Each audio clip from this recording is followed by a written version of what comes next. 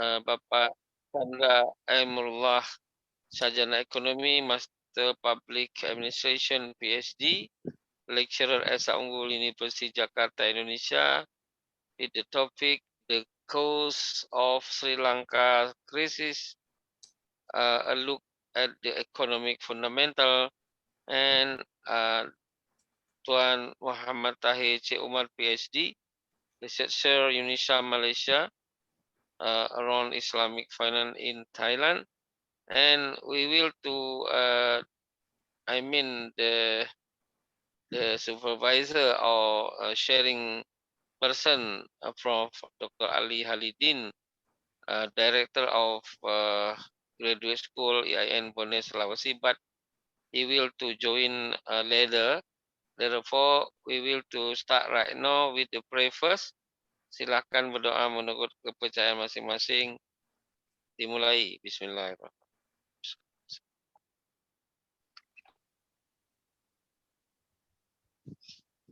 Terima kasih. Sebagaimana sudah biasa, bahwa itinerary dari program ini adalah a welcoming speech from me, and then the second, there is the ILC official video first, and the third, the first speaker, Dr. Chandra, will be to share, and then there is the video refreshing around 2 minutes or 3 minutes, and the last speaker, Dr. Muhammad Tahir, and then we will to go to question answer. But if Prof Ali join, we will to invite him to comment what the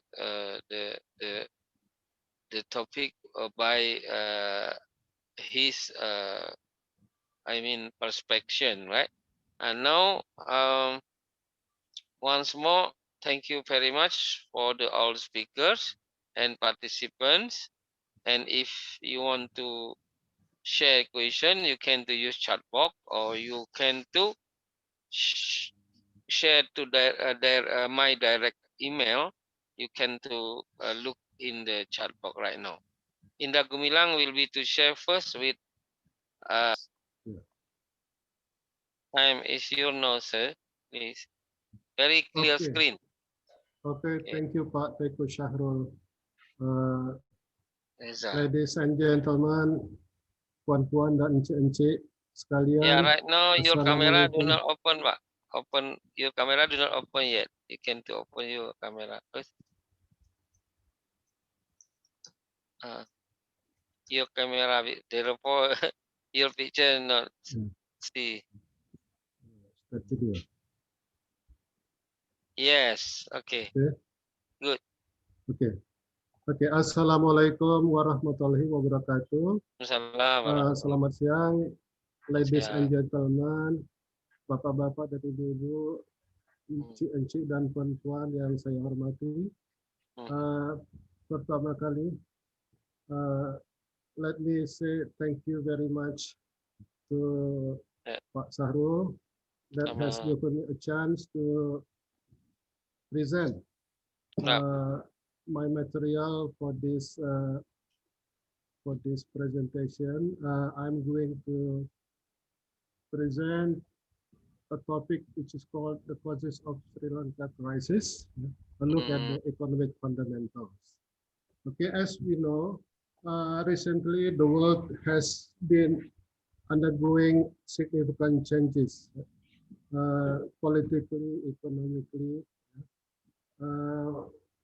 We see the pandemic of COVID-19 has spread to all over the world, including Indonesia and Malaysia, and it has already caused a lot of economic problems to many countries around the world, because of the lockdown that is caused by the pandemic. The economic activity has stalled, so it has reduced the growth of the economy of the countries significantly.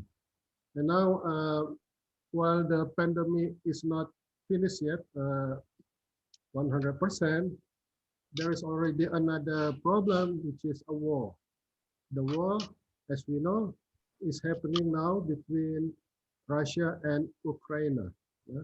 Mm. And also, this war has already caused a lot of problems also to many countries in the world, especially the countries that are dependent, yeah, on energy and food. Yeah, that Mm. they need to import a lot of foods and energy. Yeah, including in this case Sri Lanka. Yeah, and also there is also economic problem caused by the United States. Yeah, as we know,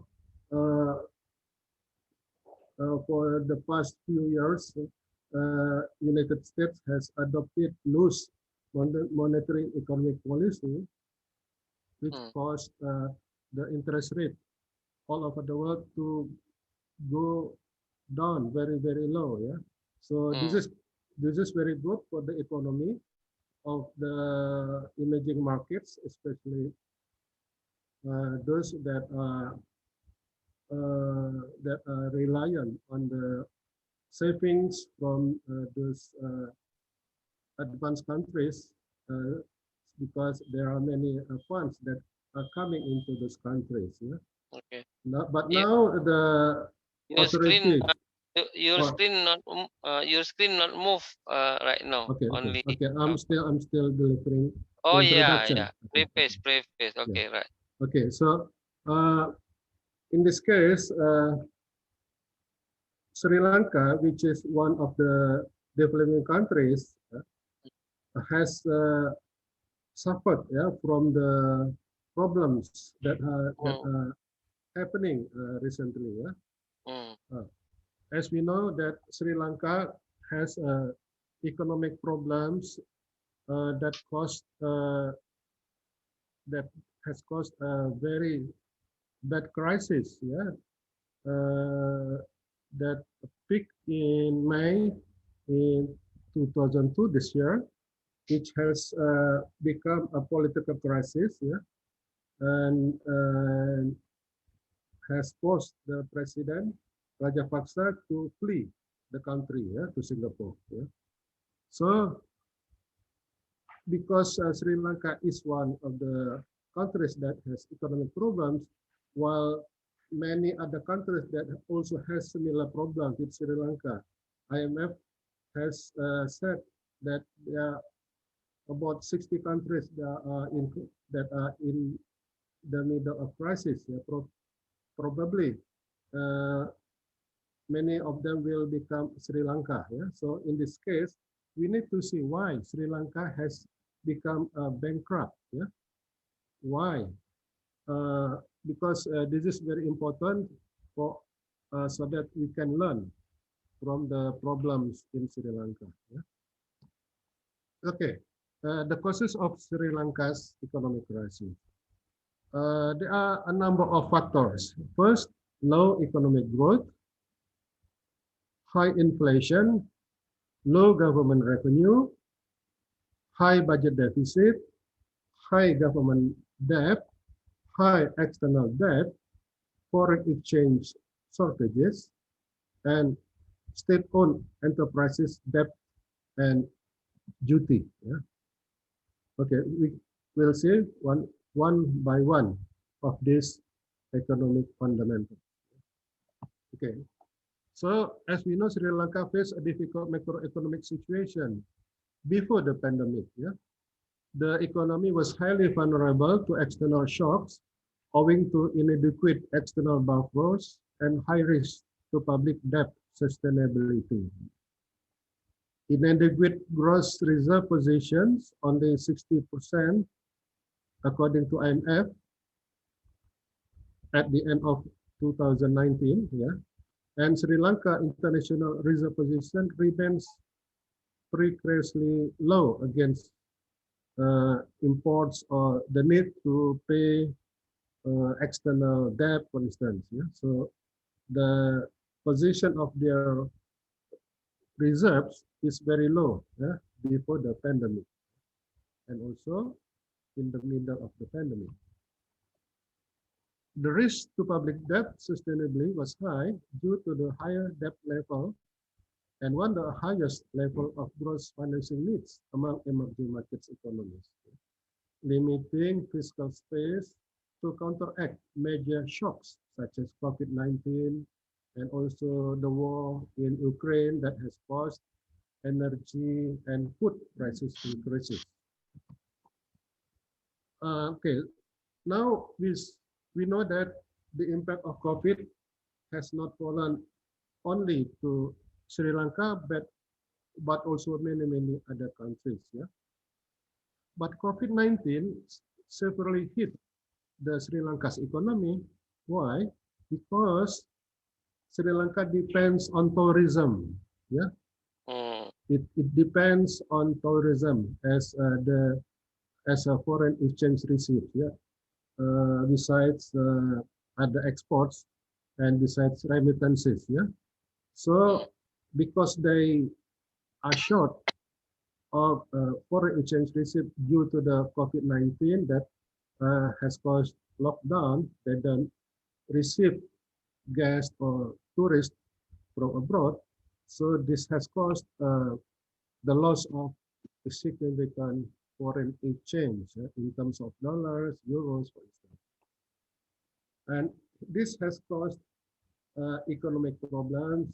Many people lay off. Many businesses are closed. Yeah. So a sharp drop in tourist arrivals and a contraction in manufacturing and services activity caused real GDP to contract by 3.6% year on year in 2020, despite the authorities' policy support. While in 2021, last year, the growth was estimated to be 3.6% only. And the recovery dragged down by a temporary restriction on the use and importation of chemical fertilizer, with an adverse impact on agricultural production and by the negative effect of foreign exchange shortages and the suspension of certain imports on industrial activity. So due to the shortage of foreign exchanges, the government imposed a ban on chemical fertilizer, and this has caused a loss of agricultural production. So that has caused food prices to increase. Yeah. And then we see the fiscal policy.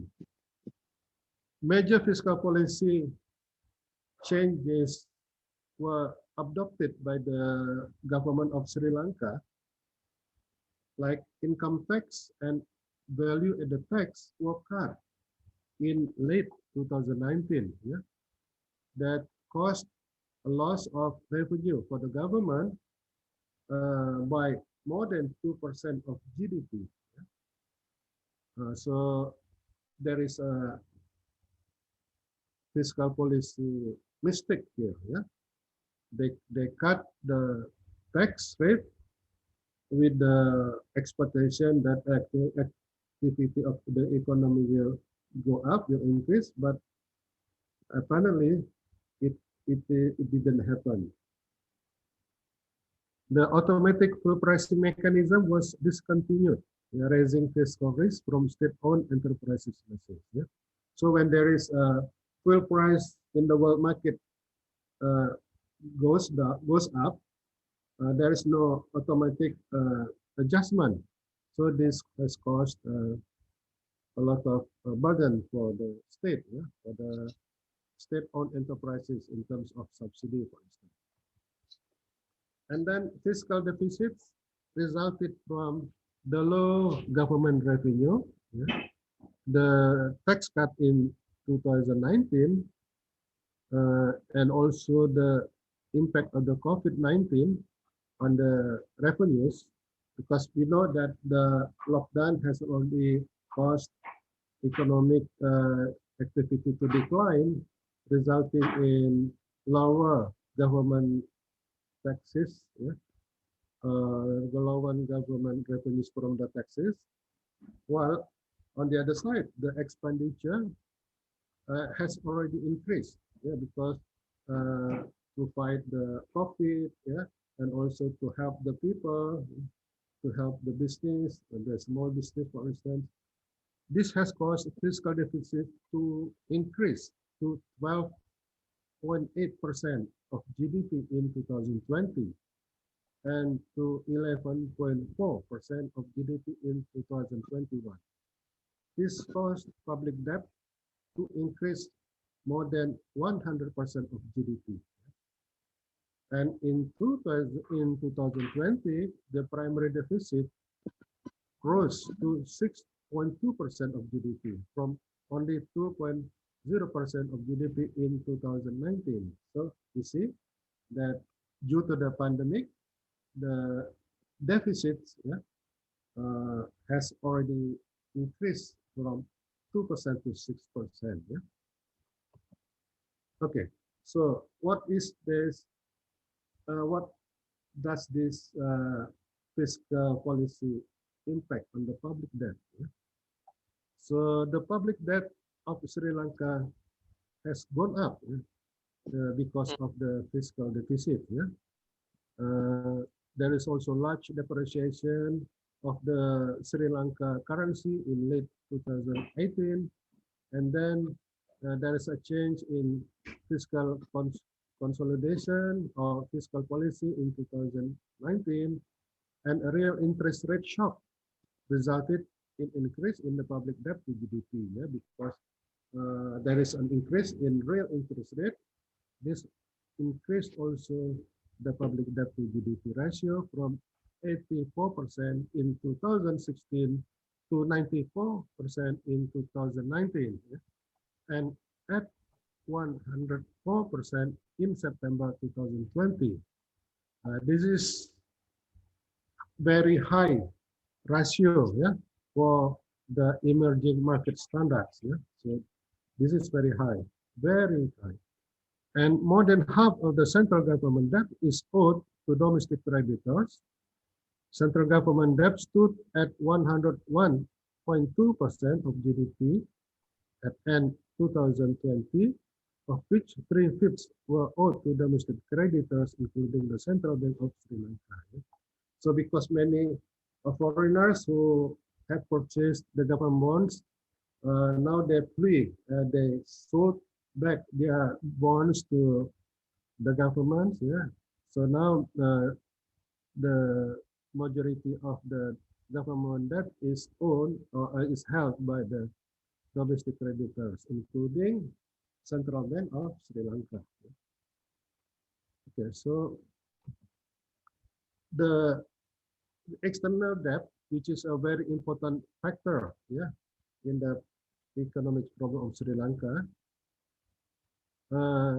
has increased, yeah, from 53% of GDP on average during 2012 to 2011 to 65% of GDP in 2020, primarily due to the jump or increase in gross external liabilities from 67 to 78% of GDP amid high government borrowing and rupee depreciation in 2018 to 2020.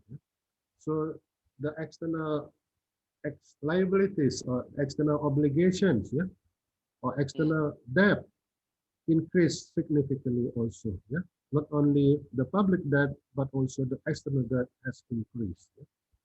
Moreover, the international Sri Lanka bonds, which has matured, already expired in 2020, 2021, and January of 2022, which total around 2.5 billion US dollars, were not rolled over. So they are not structured. Yeah. So the government has to pay when it is due. Yeah. The US, the 1.9 billion US dollar decline, you know, or decrease in external debt from 2018 to September 2021 to 2021 was achieved by drawing down reserves, which fell by 0.9 billion during the same period. Yeah? So because the government has not have received fresh external foreign exchange because they cannot borrow, so the obligation was paid using drawing down reserves from the central bank. So the position of the reserve has come down also. Yeah? And central bank financing, because of the limited availability of external financing for the government, this resulted in a large amount of central bank direct financing of the budget. Because many foreign creditors are not able or not ready or not willing to give credits or to give loans to the Sri Lanka government, they are short of foreign funds. Yeah, so the central bank has to help the government by direct financing of the budget. So the government directly ask the central bank to finance the government's expenditure, or the government is owing to the central bank, yeah, for the lack of the fund, yeah, because the government is short of funds or revenues. Yeah.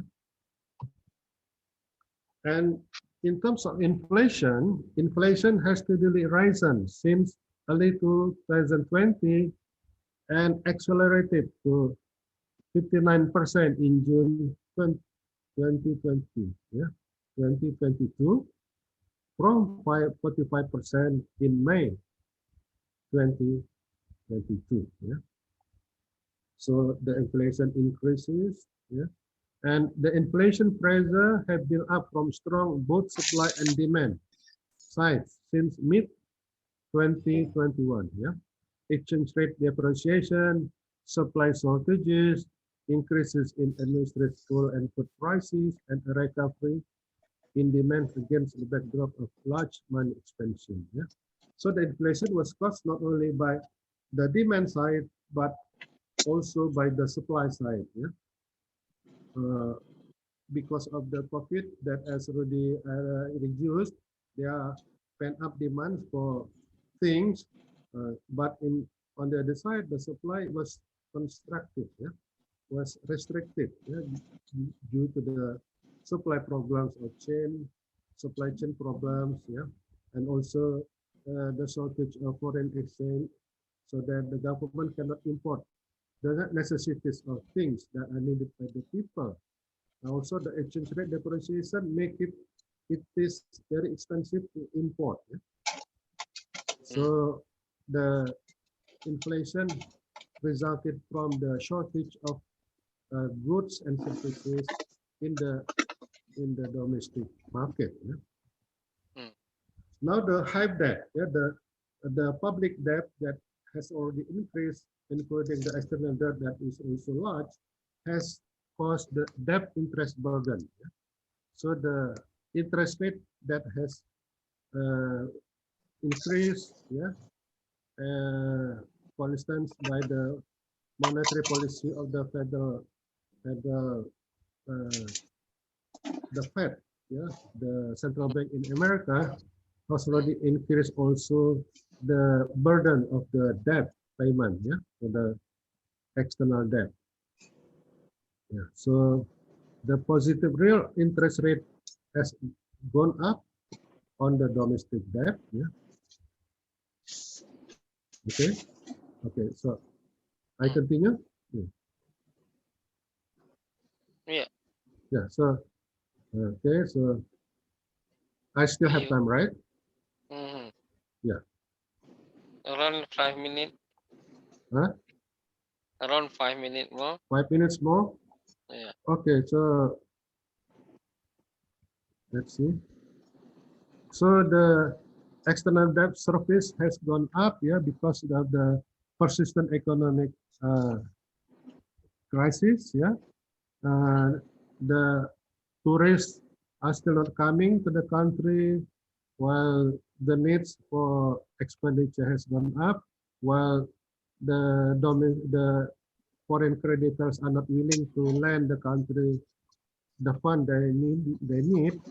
So they have difficulty to service the external debt. Yeah, so they cannot at one time they no longer have funds. Yeah, to pay the interest rate obligations to the creditors. Yeah, the creditors have already purchased the bond, yeah, or the bond that are issued by the central government. Now the problems, these problems that I've mentioned, culminated in the foreign exchange shortages. Yeah, so they cannot buy the necessities like fuel or energy, yeah, like to run your vehicles, for instance. They have no fund to buy the oil from abroad. Yeah, and also they are short of fund also to buy foods, yeah, from other countries because Sri Lanka imports a lot of foods from other countries. Yeah. So at one time, because the crisis already reached uh, significant peak or significant crisis, people revolted. Yeah, as you know, we see in the Yeah. television, Yeah. the people of Sri Lanka uh, went to the palace, yeah, the presidential palace. They went in, yeah, they occupied the residence of the president. Yeah. I remember this also happens in Indonesia Yeah. Yeah. when we have a crisis Main in 1998. Yeah, 19. Yeah. the Yeah. people who are demonstrating on the streets, Mm. they went to the parliament building in Senayan. Mm. Yeah, Mm. they Betul. occupied the building for like 3 days, three Mm. nights. Yeah, that Mm. forced the president at the time, the President Soeharto, Mm. to to to Impeachment. yeah, for not impeachment but No, no. to go down, Lit yeah, yeah, to little. retire, yeah, to Yeah. stop Yeah. being president, ya, Mm. mengundurkan diri, ya, Yeah. berhenti, ya, to stop Yeah. to become president and Not. replaced No. by President Habibie, ya, Yeah. at Yeah. the time. So uh, this is the consequence of the economic crisis. It Mm. can become a political crisis. Yeah, it Okay. can become a cost to the change of the government. So the Oh. government must be careful. Yeah, Mm-hmm. the government must be careful not to cause economic problems in the country. Yeah, they Yeah. should adopt good economic policies. Yeah, so that the country has not uh, Hmm. resulted in economic problems. The country must have a good fiscal policy, yeah, good Okay. monetary policy, yeah, good debt management, so that the country is safe from economic problems that can result in economic Okay. and Okay. political crisis. So we Okay. need to understand the fundamentals like the Yeah. inflation, the fiscal policy, the public debt, the foreign exchange Yeah. policy, yeah, Yeah. because they are all very influential. Yeah, they can affect the health of the economy of a country. Okay, Okay. so this is a Right. lesson that we can learn from Sri Lanka. Okay, Baik. okay, Baik. that's Thank you. all, Mr. Pak Sarul, It's my very presentation. wow. Okay. Welcoming Encik Yusof Haji Osman. Dah Hmm. lama tak jumpa, tak boleh lihat economic case. dia tanya dua pertanyaan. Based of Sri Lanka case, a few of Indonesian citizen worry about economic Indonesian to future. What your comment regard economic development of Indonesia right now? We know that Indonesia economic growth right now in 5.04%, very good than all of G20 countries. What your opinion regard this phenomena? And the second question, someone of problem of Sri Lanka economic crisis are energy, food, and political crisis. Who you share it a moment. COVID pandemic and crisis too.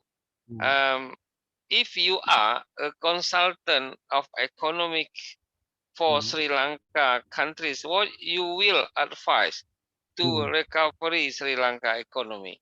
Itu dia tanya dua pertanyaan, Pak. Yeah. Silakan. Okay, terima kasih. Thank you for the questions. Yeah, I'm going to try to answer the two questions. First, the questions regarding the Indonesian economy. Okay, if we see the economy of Indonesia for the past few years, it shows that the economy of Indonesia is doing okay. Yeah. Only last year we had a pandemic. Yeah. So in 2020 and 2021, the growth was low, but this year the economic growth has returned, yeah, to the normal level, although it is still under the expectation, but the figure is okay. The first quarter around 5.1%, and the second quarter around 5.4, if I'm not mistaken. Yeah, so we don't have a recession yet. Yeah, hopefully the third quarter or the second semester, although the growth is not as high as the second quarter, but at least it's still in the 5% yeah, of the GDP. Yeah. So the Indonesian economy is doing okay this year because we have what we call windfall profits, or durian runtuh, yeah, we call it today here, because of the commodity export. Yeah. So we have batubara, coal, yeah. We have also nickel exports. We also have kelapa sawit, palm oil, yes, Malaysia, yeah. So we have got good revenues from those commodities, yeah, which help Indonesians government to receive extra tax dollars from these commodities, yeah, and also the growth in consumption and also in exports has helped the economy to grow, yeah, around 5%, more than 5%. Yeah? So economy of Indonesia at present is still okay, yeah, but we don't know what happened if the boom in the commodity export has stopped, yeah, because now we see that America, the United States, maybe it's going to have recession this year or next year, and also China has economic problems. Now Europe is also having economic problems, so we don't know what will happen to the commodity export markets later this year or next year. Hopefully, we can still have foreign exchange revenues from the booming commodity, yeah, of the export goods. Yeah. So hopefully, and regarding the second question, the second question is about Sri Lanka. Yeah, Oh, what you advise to Sri Lanka recovery of yeah. economy? Okay, about Sri Lanka recovery. So we need to advise Sri Lanka because they have economic problems. First, Sri Lanka needs to change their fiscal policy. Yeah, that they don't need to reduce tax. Yeah, but Mm, they need revenues. Yeah, for the government so that the government has funds to finance the expenditures. Yeah, because mm, they need to provide assistance to the people, especially the poor people, yeah, because they are mm, suffering now, yeah. So they mm, need to help the poor people. They need to help the business, yeah, especially the small businesses, yeah. So the government needs fund, and mm, also the Sri Lanka government needs to change the economic policy. They should try to export more, yeah. So that they mm, are not only dependent on the tourism, yeah. So they mm, should expand their export markets, yeah. They should mm, increase export mm. activities, yeah. Yeah. So this will help the country to overcome the crisis. So in short, they need to Yeah. reduce public debt, reduce fiscal deficits by increasing the tax or the government revenues by reducing expenditure, for instance, the expenditure that are needed, yeah, by the people, yeah, like Mm, consumer luxury goods, yeah, and also the projects that are not so important, yeah. mm, So the government should be careful in implementing projects that mm, are high, yeah, in need of foreign exchange, yeah, like the mm, government debt from China, yeah, for the project in Sri Lanka, the city port project. Maybe the government should think about that, yeah, because the government needs to service the debt, yeah, mm, from mm, China, yeah. mm. So Okay. while the project is not really benefiting yet for the Okay. people or and the government of Sri Lanka. Yeah, so they need Okay. to make expenditure more efficient. They need to increase the tax ratio so that they have Mm, the fiscal surplus or at least reducing fiscal deficits so that the public debt is not mm, so high. Yeah? So mm, the debt burden is not so high, so they can um, use the extra revenue to finance the expenditure that are needed by the people, yeah, to help the people. mm. Okay? Okay. Yeah. Okay. Thank Okay. you. Yeah. I know you must be to Yeah. join with your wife. Cik Yes. Tahir mungkin boleh Yeah. to say hello. Jumpa lagi Okay. dengan Dr. Chandra nak hantar isteri dulu. Yeah. Yeah. Kita Itu. boleh beri Saya masa. pamit. Yeah. Please. Oh, Ya, jumpa lagi. I have to go. Yeah. Thank you ya, very much for ya, ya. your Sorry. attention. Yeah, Pak Sarul. Thank you. Ya, So that sama-sama. hopefully we can meet again in Oke. another Sawadee opportunity. krap, Kak Pungka. Thank you. Assalamualaikum warahmatullahi Assalamualaikum wabarakatuh. warahmatullahi wabarakatuh.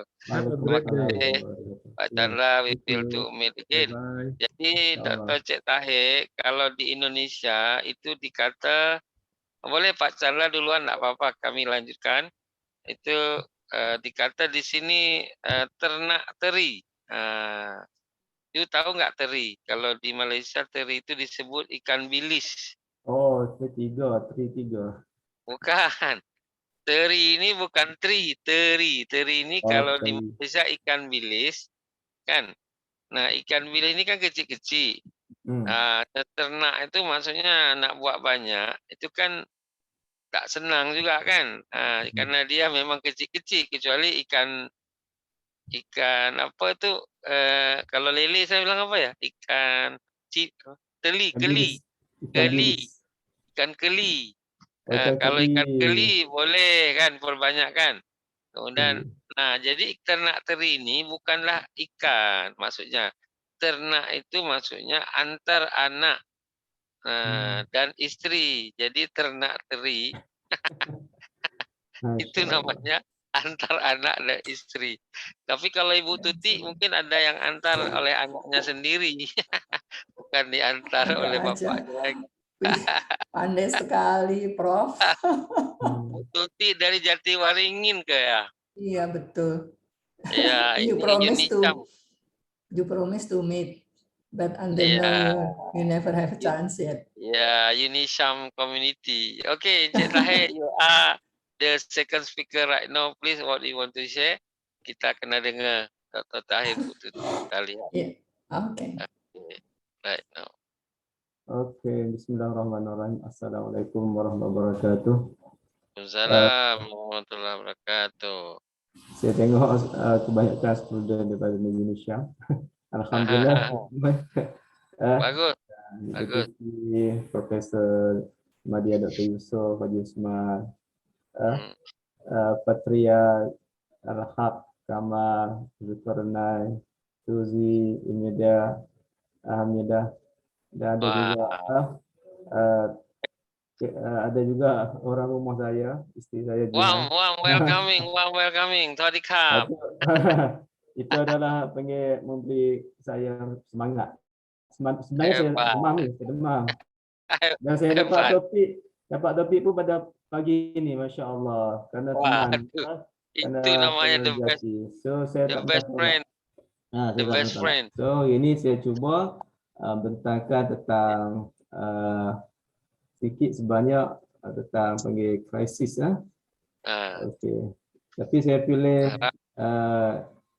nampak tak ekonomi. Okay. Economic crisis and new opportunity post-COVID pandemic. Okay, saya ambil how to close. Dia ada gap di antara financial inclusion. So macam mana kita nak close? Ini adalah satu tesis. Kalau tesis dia ada gap. Apa gap?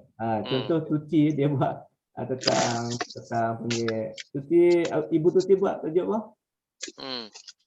Ya, kenapa? Kenapa, Dok? Tajuk tesis apa? Tajuk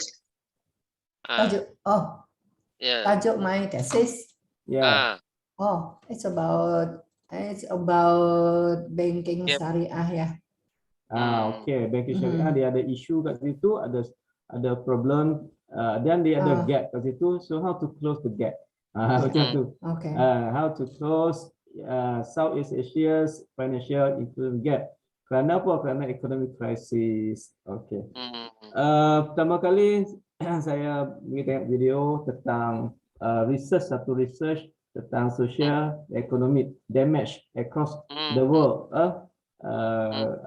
crisis of the COVID-19 pandemic. And ini adalah video 1 minit. InsyaAllah cuba hitung semua. Okay, very smart inisiatif. Sebagai dia keluar. Ya, external.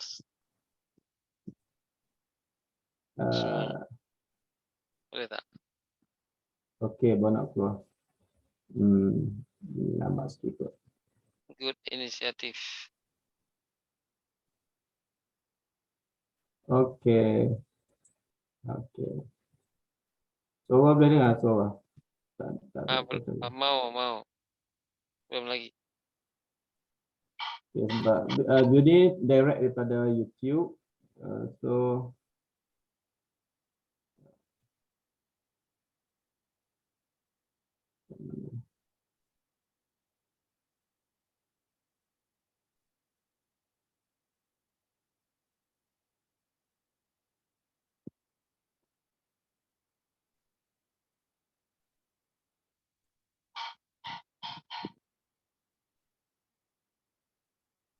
dia besar sikit.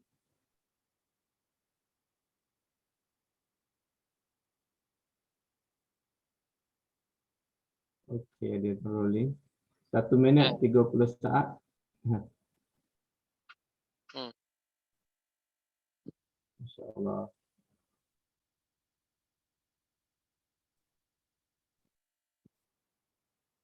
Okey.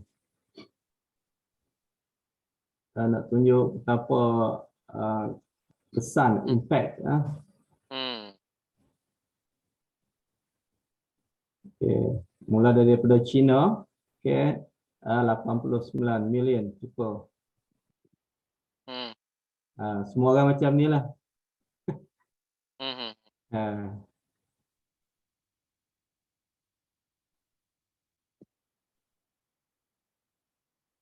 But you video sebenarnya tak tampak dekat sini. Nampak tak? Cuma gambar saja, tak ada move apa-apa. Oh. Ya. Nampak tak? Ada gambar natural itu. Ya. Okey, tak apa. Okay. Saya tak nampak. Share semua. It's Nampak not tak? compatible. Yep. Okay, right now. The package code reduce. Okay. The number of buy. Ya, boleh lah. There is no sound. No sound. Okay, sekejap. Gambar Sekejap. dah ada, sound belum ada. Okay, saya lupa nak share sound. Okay, sekejap. Lama tak guna. So, macam ni lah. Jadi, alhamdulillah. Lama tak guna. Okay. No problem. Boleh try again. Dah. Okay, COVID insyaAllah dia mula daripada China. So beginilah apabila COVID maka orang pun lapar lebih lagi post COVID ni result daripada COVID. Kemungkinan kita tak nampak sangat tempat kita. Tapi macam mana kita nak build lepas pada post COVID.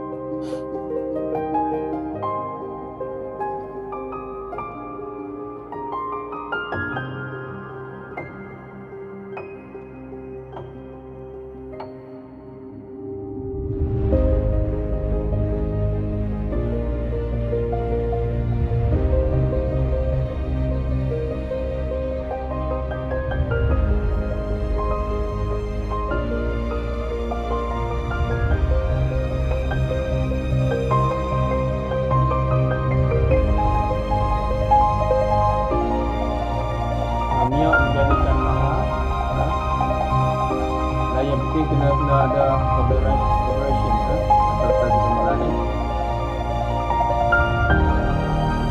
So we will forward better insyaAllah.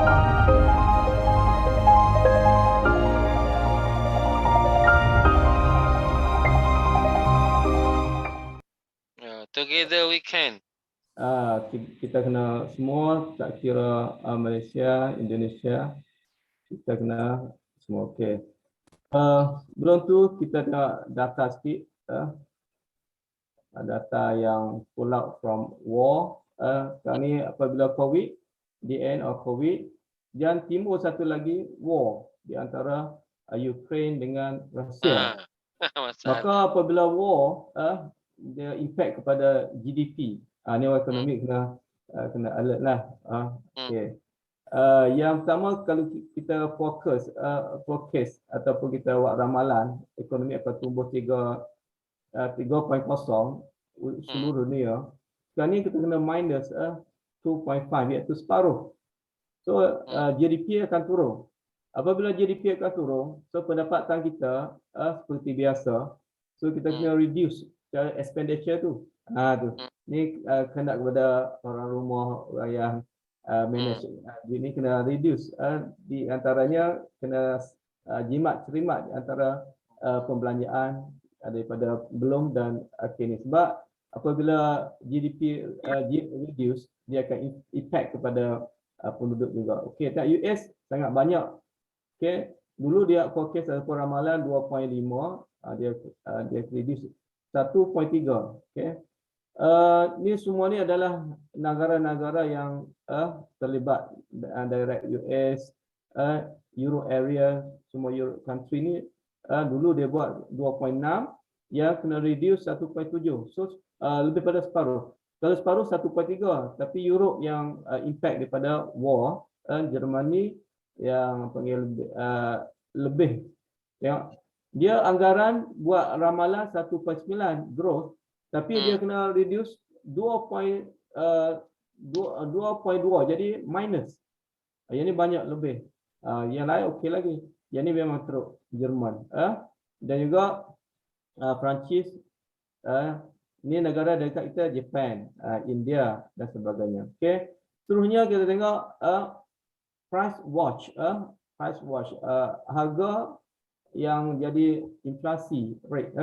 Dulu kalau minyak, contoh minyak di Thailand ataupun tapi Malaysia alhamdulillah dia tak naik sangat. Dia naik RON 97. Kalau dulu RON 97 adalah RM2.70 ataupun lebih kurang. Sekarang ni 1 liter RM4.70. Kalau tak silap saya hubung RON 97. Okey. Kita tak dari segi wage, ni semua kita dapat wage ataupun gaji, salari dan sebagainya. Jadi kalau kita tengok di sini wage pun sama, sebab tu ada banyak negara yang kita panggil protes tu, protes untuk naik gaji, berapa persen harga naik, so gaji dia nak timpal dengan harga barang. So ini adalah rata-ratanya negara yang impact daripada war of krisis di antara Ukraine dengan Rusia. Saya ambil case study di antaranya di Malaysia. Orang Malaysia kena COVID, dia buat tadi tahun 2021 kuartal yang pertama. Saya tak dapat yang latest, kuartal yang pertama. Okey, kemungkinan dah setahun lebih. Tapi tak apa, kita tengok yang paling teruk adalah Malaysia yang merah ni. Okey. GDP dia daripada 4% yang kita growth, dia turun tahun 2020, yang dia agak naik sikit. Tapi kalau kita tengok ni Indonesia okey, dia tak turun sangat, tak macam Malaysia. Malaysia dia turun banyak bagi terjun curve dia bawah. Kalau Indonesia alhamdulillah yang kuning ni sama juga dengan Filipina dari sini turun naik sini. Thailand dia dah bawah tapi dia tak sikit. Tapi Malaysia agak teruk. Vietnam okey. Sebab apa? Semua ni adalah terletak daripada panggil benda-benda asas. Contohnya makanan, minyak, benda-benda yang asas yang kita kalau tak ada benda ni kita tak boleh nak survive. Sebab Vietnam satu masa dulu pihak panggil Thailand di era saya dia buat kunjungan di Vietnam, and then di Vietnam tu ada panggil, walaupun dia ada sawah ni benang lah, benang padi, dia dekat dengan pantai air masin. Kalau kat Thailand dia tak dapat tumbuh rice ataupun padi, tapi kat Vietnam dia boleh buat, dia pakai teknologi, Masya Allah, Tuhan bagi kat dia. Sedangkan di Malaysia pun sama, kalau kita panggil air paya ni antara air masin paya lah. Kalau dekat ni dia tak terus, dia tak ada. Yang ada hanya panggil benda-benda lain yang terus. Ini adalah impact di antara GDP dengan krisis COVID-19.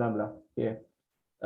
Baru masuk cerita dia, okay, kita nak close the gap di antara financial di Asia. Okay, while South Asia economy has come a long way in the last decade, over 6 in 10 Southeast Asia remain under bank and unbanked today. Ada lagi ada bank dan unbanked. Dia tak pakai guna bank. Okay.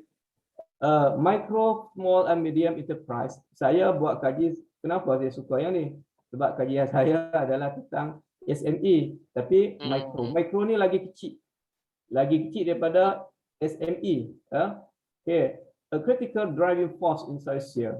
Contohnya saya buat kajian sekarang ni, saya dapat grant daripada universiti tentang kita nak ambil duit daripada masjid, kita panggil financial base mosque, to assist enterprise entrepreneurship, usahawan yang kecil-kecil di kawasan tempat saya ni adalah Baling lah. Baling ni sangat kawasan pedalaman. Okay. Okay. Tapi ikut South Asia yang kita menuju sebagai komuniti Asia ni, for 69% of the national labor force from 2010, 2019, according to the report by the Asian Development Bank ataupun ADB, kita boleh tengok dalam data dia. However, a lack of formal credit history and cumbersome requirement hide hidden their ability to access capital. Tak dapat nak panggil modal, capital ni modal. Tak dapat. Sebab apa? Banyakkan bank tu dia bagi kepada usahawan yang besar-besar. Tapi kesian kepada usahawan yang kecil ni tak dapat terima capital, ataupun kalaulah usahawan Islam tak dapat panggil capital ataupun permodalan yang patuh syariah. Kita panggil capital syariah compliance. Dia ada limitation kat situ. Dan potential for growth untuk nak memajukan, dah lah kena COVID. Dia entrepreneurs ataupun kita panggil usahawan kecil ni, dia day by day panggil use expenditure. Dia dapat hari ini kemungkinan untung RM20 dan dia akan belanja daripada RM20 tu mungkin RM10. RM10 ni modal. Tu entrepreneur yang usahawan kecil atau kita panggil SME. Itulah yang saya ini kena kita bangun bersama. Sebab tu dalam tahun 2021 study by the Tech for Good institusi dia kata 60% daripada survey micro, small and medium enterprise ni were unable to get a loan when they need financing. Ini yang kita nak kena panggil tutup gap ni. Kenapa tutup gap ni? So dalam kajian saya, tapi jadi antara masjid dengan usahawan kecil ni, saya kata kalau macam tu kita jangan tunggu bank. Kita cari panggil punca duit ni financial resource daripada kemungkinan masjid. Sebab sebab kajian masjid ni ada juga pendapatan dia kemungkinan daripada Fridays fund dan daily funds ataupun kita panggil sana ni cash wakaf dan sebagainya. Tapi kat sini kita pakai satu hari Jumaat tu dia ada dermawan, ada derma kat situ, dia ada kutipan itu. So apabila kita kat sini formal workers, informal workers, kita ni mungkin formal, orang yang formal workers, pekerja yang formal. Tapi informal workers estimate to account for 70% of the Southeast Asia workforce also remain financially underserved. Jadi tak ada not serve. Underserved ni macam tak dapat. Many like bank account, sedangkan account pun tak ada. Sebab kalau orang kampung dia pakai still cash. In debt, dia hutang. Hutang ni kemungkinan hutang dengan panggil tak melalui bank dan sebagainya lah. Okay. Dan kita lagi as Asia seek a part of pandemic, sama ya, penularan panggil COVID-19, it will be critical to enable greater access to capital and other financial service to set the foundation for a sustainable economic recovery. Untuk panggil, kalau kita panggil lestari ekonomi, untuk jangka yang panjang. Pendek pun tak boleh, panjang lebih lagi lah. Sebab tu dia akan ada bridging. Bridging ni tadi dia gap. Contohnya di antara Malaysia dengan Indonesia. Kemungkinan jabatan dia kemungkinan kalau gap jauh, so kita nak close, kita kena pakai bridge, pakai di sini panggil jambatan. The one in Southeast Asia as opportunities. Ini adalah satu opportunity, satu panggil benda yang kita kena tengok. Okay, the good news sebagai berita yang baik is that the digitalization for sustainable development. My name is Michael Williamson. I work for the ESCAP Secretariat. I would like to introduce our host for this morning, the Executive Secretary of ESCAP and Under-Secretary General of the United Nations, Ms. Armida Alisa Alice-Jabana, who will give her opening remark and then pass to the moderator to conduct the remainder of the session. Over to you, Executive Secretary. Good morning and good afternoon from Bangkok. Excellency Mr. Fidelis Magalhaes, Minister of the Presidency of Council Ministers, Timor-Leste. Dari mana ni Kak Indah? Excellency Mr. Castan Nemra, Minister of Affairs Kok ada and suara? Trade, Republic of the Marshall Dari- Islands. Excellency Mute all. Ms. Mereseni Daripada mana? Rakita Buniwaka, Indah Minister Gumilang. for Women, Children, and Poverty Ini ada suara Elevation, masuk sini dari Government mana? of the Republic of Fiji. Ini Excellency soalan Ms.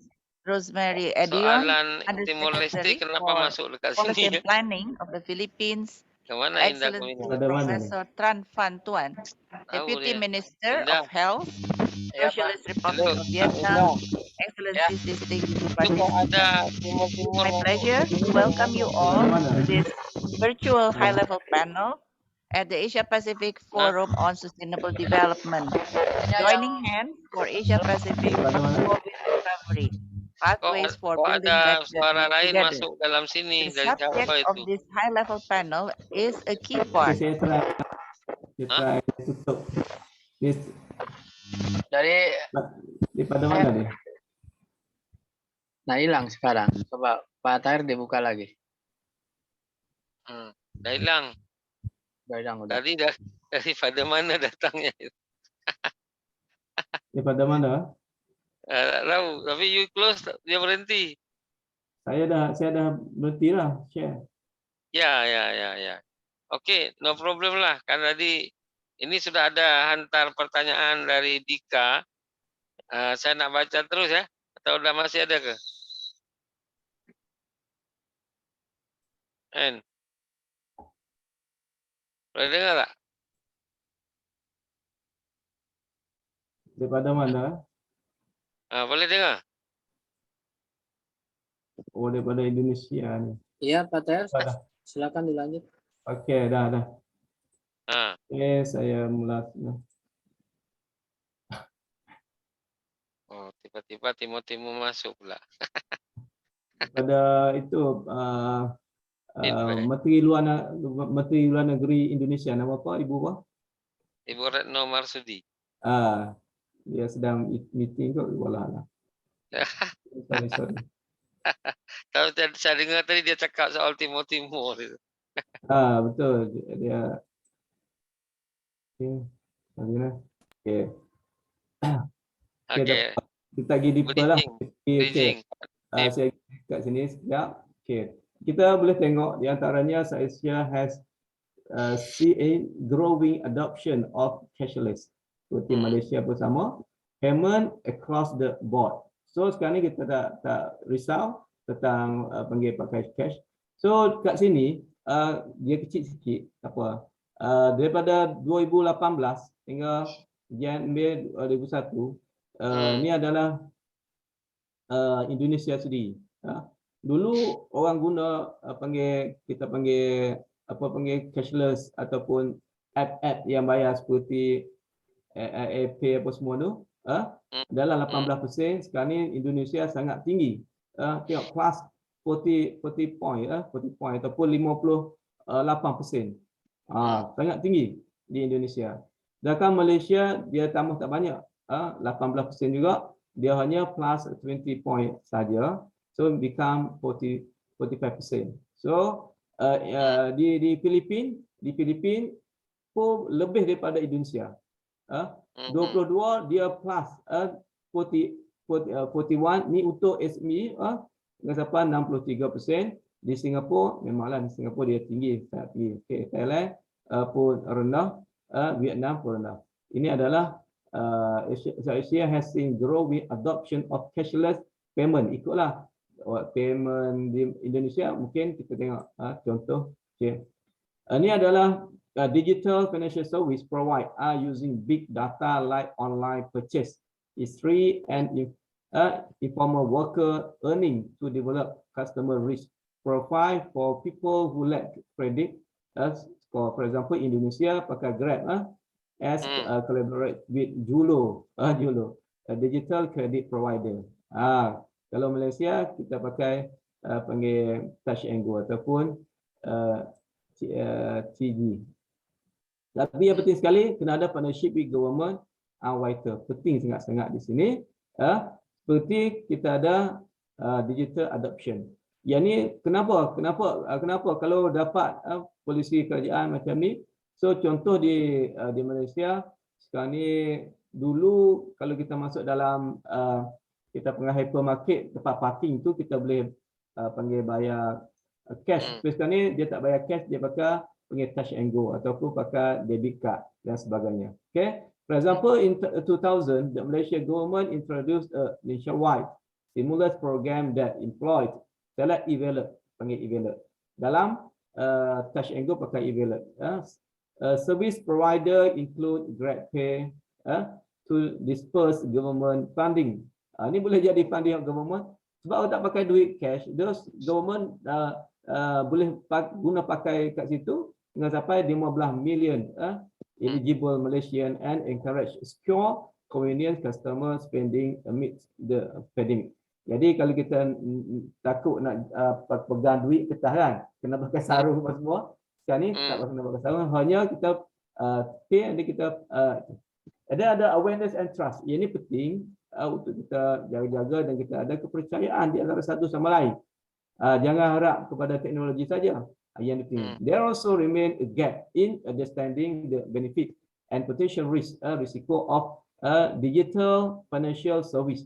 Financial technology companies, educational institution macam university, UNISYAM dan sebagainya kena ada pengajaran pertanian government agency can work together. Tiga ni, financial technology companies, IT, educational institution dan juga government. Tiga sektor ni kena drive financial literacy. Kena bagi pengetahuan. Pimpinan UNISYAM ni kita sebagai panggil cyber, kita bagi pengetahuan tentang kita panggil fintech dan sebagainya, which is important as more financial product become accessible to people who previously had limited exposure to them. Jadi kita kena gitu kemungkinan ke masjid dan semua ataupun kita panggil entrepreneur untuk mari buat banking dan sebagainya. Okay, new adopter will need to be educated. Memang kalau tak educate tak lagi on how to manage their money using digital financial products and how to manage data privacy and guard against cyber security risk. Sebab yang ni kita panggil scam, banyak scam. Indonesia pun ada kot.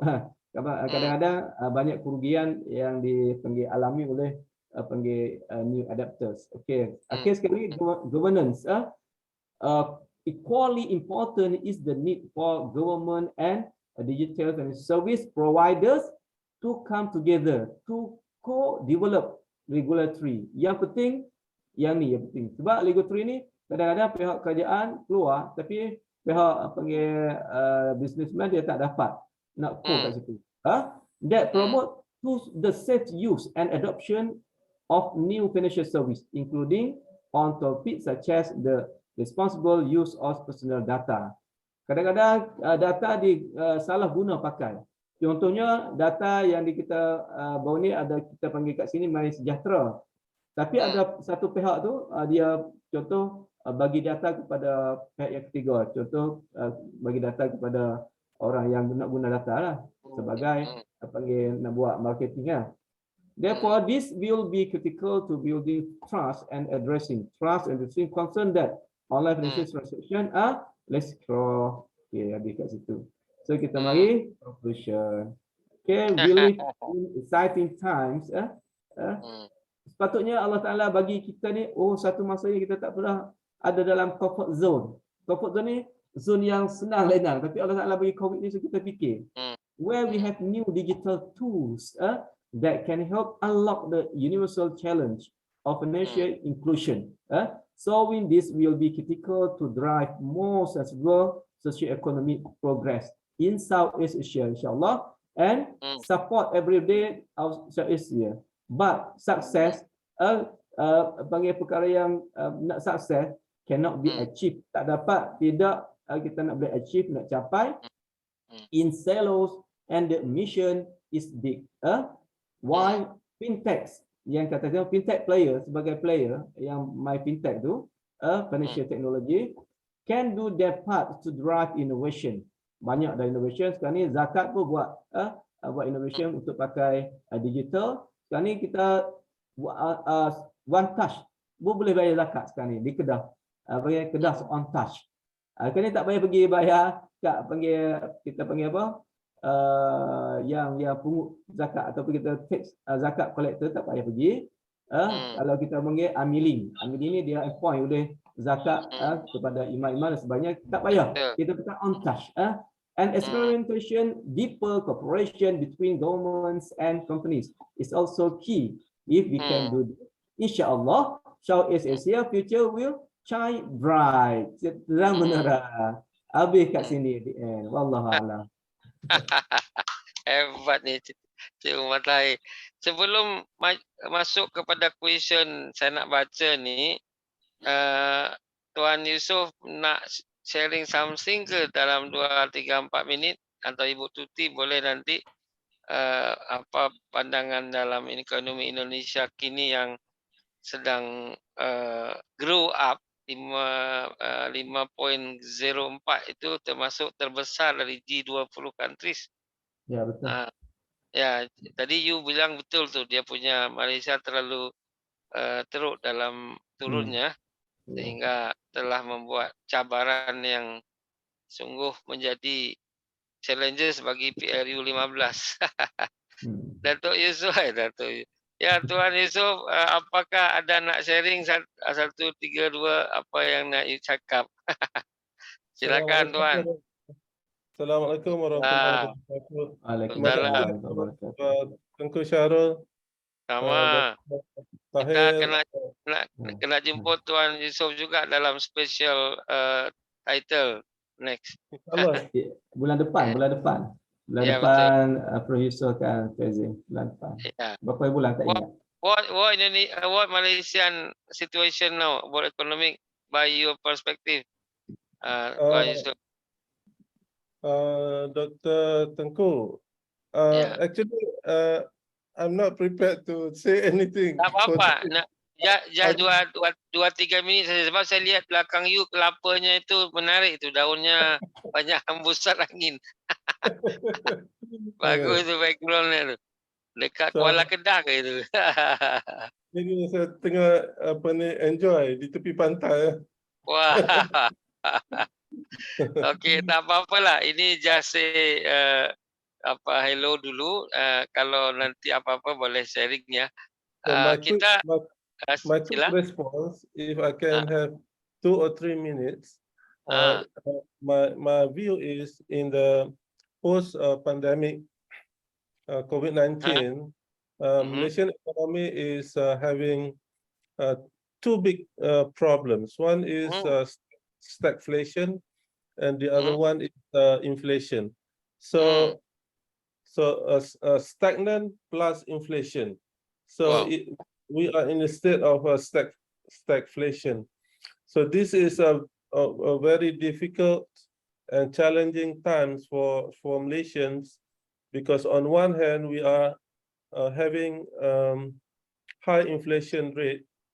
Although the official rate is still below 5%, but we as citizens, we could feel that the actual inflation rate is actually much higher than that, much higher than the official stated CPI. And then that's number one. And number two is we are having a recession, yes, with high employment even among the graduates, right? And the GDP growth is slowing down, and we are having the problem of political instability. You know, recently we are, you know, in the media, there are court cases of our political leaders being charged and convicted of corruption. So these are not really good to attract the FDI, foreign direct investment. So that in terms of economics, Malaysian economy, in my perspective, is having those 2 problems: recession plus inflation. Yeah. In order to cure is very difficult. For example, to cure for inflation, we have to have the contractionary fiscal policy, right? However, suppose we take the measure of contractionary fiscal policy, where we reduce the expenditure and we increase the tax, okay, to fight inflation. That will further adversely affect the recession, right? So if you want to cure inflation, right, the recession will get worse. On the other hand, if you want to cure recession, for example, we have expansionary fiscal policy, right? Okay, hopefully it will cure the recession. Inflation will go up. So we have to take the balance. Macam kita sakit gigi ya, kita sakit gigi, kita cabut gigi ya. Contoh kita cabut gigi, gigi lega, gigi sembuh. Tapi ada problem lain pula, sakit kepala contohnya. Atau ada problem, right? We solve because two problems at the same time. Yeah. However, in my opinion, there are things that could be done. One of the ways, we go back to Islam. That's very important. Itu dia ujungnya, kembali kepada Islamic economic. Yeah. We have to strengthen our Islamic social finance, zakat, waqaf, Islamic microfinance could play a major role in boosting the economy, right? Go back to Islam, and our Sharia banking, Islamic banking should play a bigger role. For example, using Islamic microfinance to help those small entrepreneurs to get started with their business. So that's my quick point. Go back to Islam, Dr. Teguh. Mantap. Izzatul Islam. Jadi saya pandang, wah cantik nih Tuan Yusof, inflation, kemudian apa ini, recession. Saya fikir ujungnya muflation. Rupanya bukan pula. Jadi karena itu sudah muflis, itu yang tadi apa itu Sri Lanka dan lain-lain itu kan. We don't want to be another Sri Lanka. And thank you for your sharing. Ini saya pergi terus kepada question ini dari Dika, ni N kepada you ni. Jadi sebenarnya apa Indah, untuk orang-orang daripada Unisam ni tak payah banyak-banyak lagu lah, dia dah terlalu interesting juga. Okay, economic post COVID, macam tadi udah diinfo kepada Mr. Chandra, di Indonesia sedang mengalami growth yang bagus. Economic growth-nya 5.04% ya.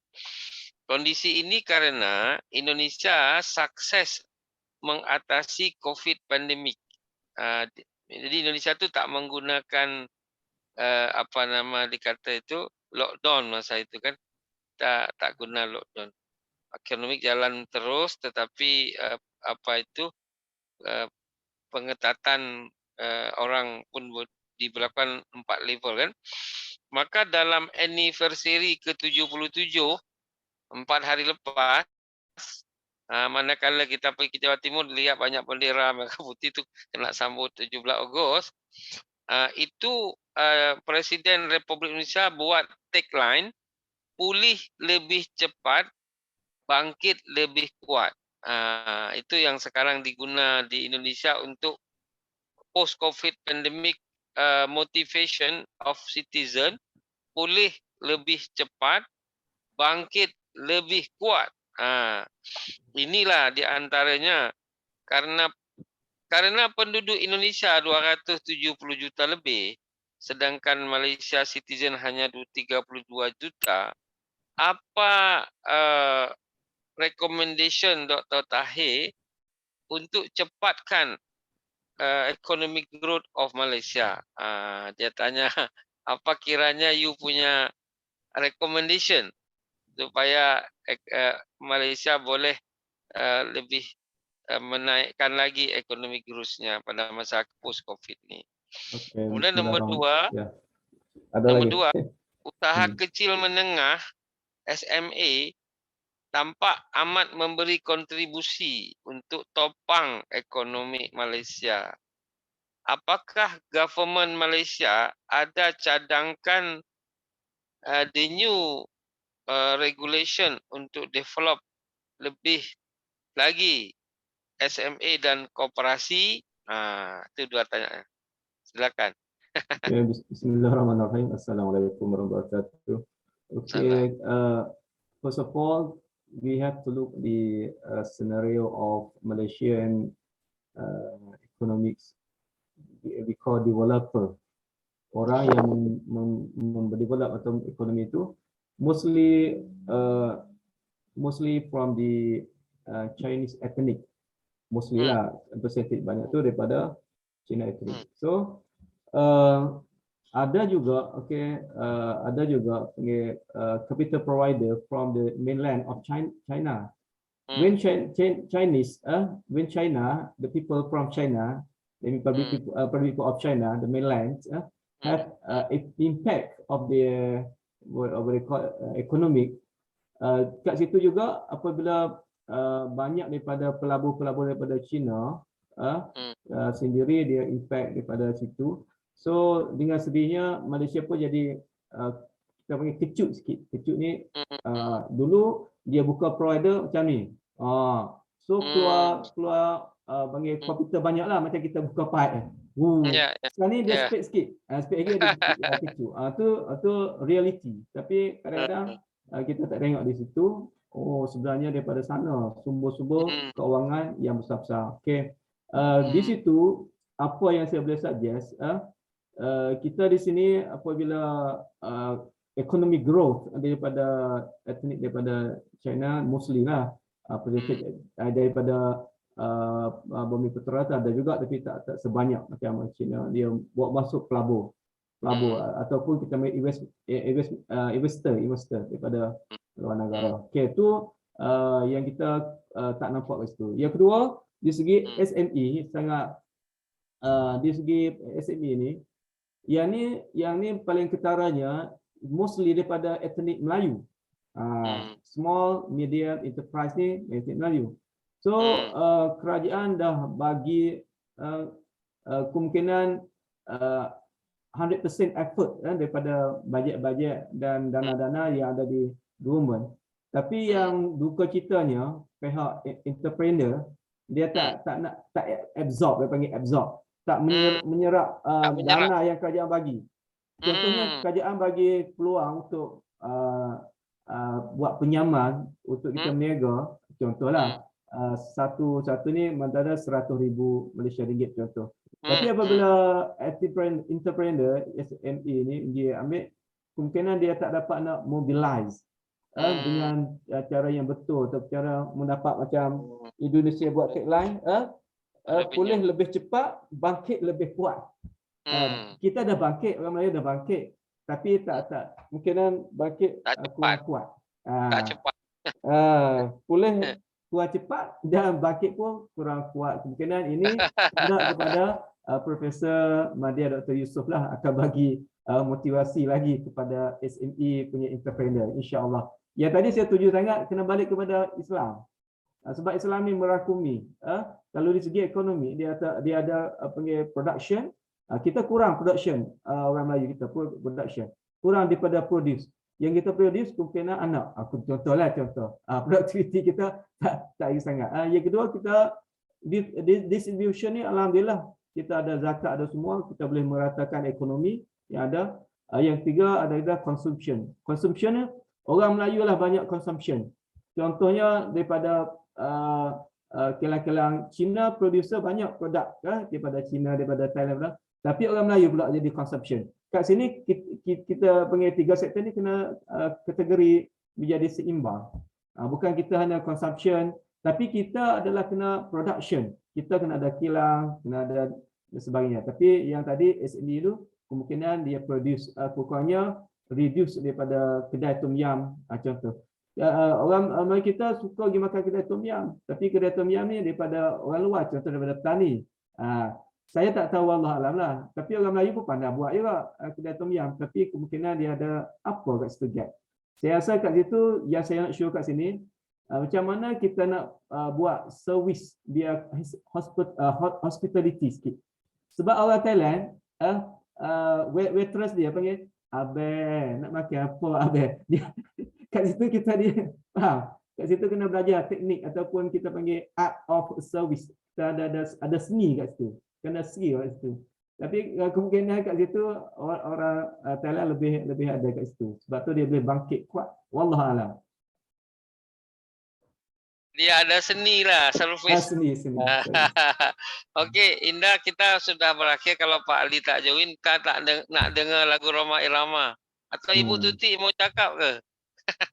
Ibu Tuti, kalau mau cakap silakan 2-3 minit. Apa you punya perspektif? Oke, sebetulnya, Assalamualaikum warahmatullahi wabarakatuh. Seperti yang sudah disampaikan oleh para pembicara sebelumnya ya, termasuk Dr. Tahir dan Prof. Yusuf, Indonesia juga sebetulnya ekonominya dari sisi growth-nya cukup membanggakan. Kita bisa mengatasi COVID. Ditunjang dengan UMKM ya, small medium enterprise, itu tumbuh dengan bagus sekali. Digital finance juga tumbuh, hanya sayang karena kita terdiri dari beberapa wilayah yang begitu luas, sehingga education untuk masyarakat yang harus mengenal digital finance ini belum merata. Dan pemerintah juga sudah merasakan bahwa keberadaan bank syariah, syariah financial bank itu cukup bagus situasinya, ya. Maka dari itu all stakeholder in the syariah banking now working together untuk supaya increasing about the syariah financial dari KNKS ya, dari semua elemen yang ada di dalam syariah. Kita punya produk syariah banyak sekali, halal produk banyak sekali, herbs dan lain sebagainya. Dan kemudian dari sisi penanganan COVID cukup bagus, sehingga masyarakat yang terdampak compared to the totality of the population is actually ya masih consider bisa ditangani dan kecil. Itu jadi sekarang permasalahannya banyak sekali karena kita mau menghadapi 2004 ya, election dan political, dan kemudian juga many issues lah di Indonesia ya. Orang mau kaya cepat, banyak sekali fraud, dan kemudian cyber security juga sekarang menjadi isu. Hari ini juga ada informasi yang cukup hangat di Telekom ya, sehingga kita memang harus bekerja keras untuk digital financial dan security system di Indonesia. Itu, tetapi kalau effort dari semua elemen masyarakat di Indonesia itu semua sekarang ini semangatnya untuk mau entrepreneurship itu cukup tinggi ya. Memang kalau dari sisi properti mungkin sedikit agak tidak menggembirakan, is not happy ya, because properti semua turun ya. Kalau ini if you go to malls, itu semuanya kena impact ya, semua mall semua kosong, tenant semua juga sudah sedikit, sudah banyak yang close di shopnya, toko-tokonya, kemudian supermarket juga ya, mungkin karena because we are going to buy everything by online, so yang dapat benefit itu adalah semua dari entrepreneurs yang doing, dan itu tidak no matter how old they are, the age is just everyone who can build their own business. Itu saja yang bisa saya share untuk ini. Keren. Thank you so much. Mantap ini analisis kandidat Dr. atau daripada Yunisa. Keren. Oh, ini because my supervisor Prof Yusuf and Dr. Tahir. Mantap, itu menunjukkan siapa supervisornya. Bagus ini analisis. Baik, kita sebelum berakhir, Indah kena hibur kita dengan the last video, song by video. Mungkin